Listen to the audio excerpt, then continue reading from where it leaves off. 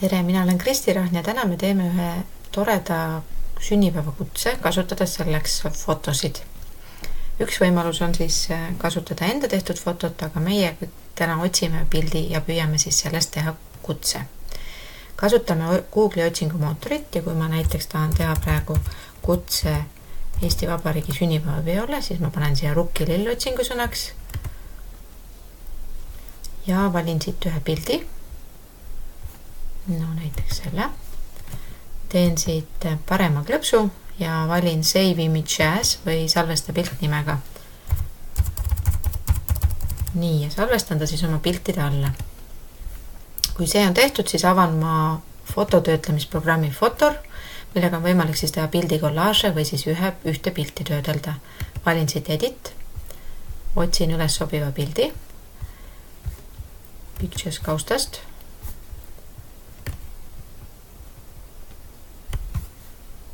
nii, ja panen Open.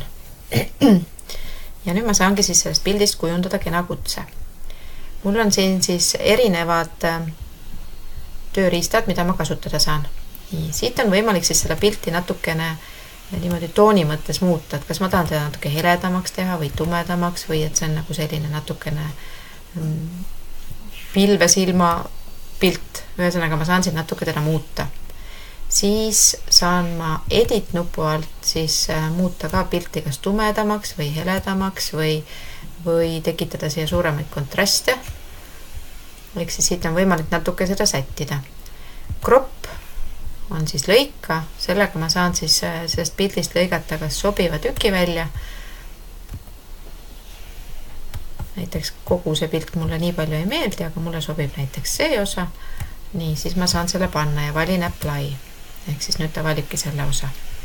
Efektide alt samamoodi ma saan siis tekitada selliseid natukene teistsuguseid fotosid siin, et nad tulevad natukene, ütleme niimoodi, uut moodi välimusega.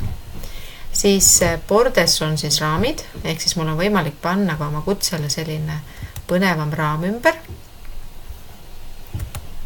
No näiteks selline, pisut vanaaegne. Siis siin on mul võimalik teha seda, et ma tekitan nagu sellise väikse kuma selle pildi peale. Et selline võimalus on mul olemas. Ja nii. Ja siis mul kõige tähtsam on see, et kui ma tahan kutset teha, siis mul on vaja siia lisada teksti. Ja see on siis add tekst. Siit on mul võimalik sellel tekstil siis valida, missugune font mul on. Ma saan siit valida teksti paigutust, seda kui suur vahe on tekstil tähtede vahel ja kas ta on siis kaldu, paksemas, tugevamas kirjas või siis alla joonitud ja siis ma saan muuta ka värvi. Nii, kõigepealt ma valin siis siit add tekst ja see teksti väli, kuhu ma saan trükkida, on siin all. Palun, no nii, alustame kellele, jah. Armas sõber, palun tule minu sünnipäevale. Nii, millal? 24. veebruaril kell, paneme siia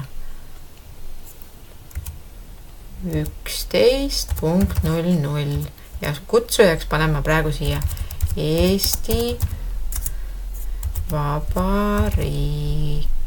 Nii, ehk siis sellise teksti natukene naljaka teksti paneme siia. Nüüd ma saan valida ka siis, mis värvi mul see tekst on. Et võtan siit siis color või värv ja valin siit alt siis sobiva värvi.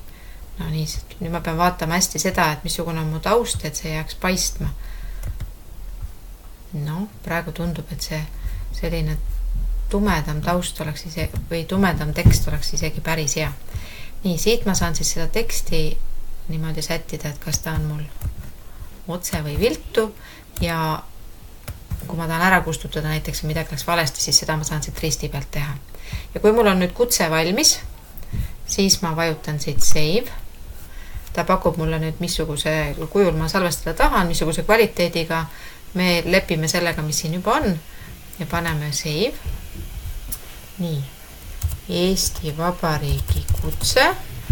Nii, ja salvestan ta ära.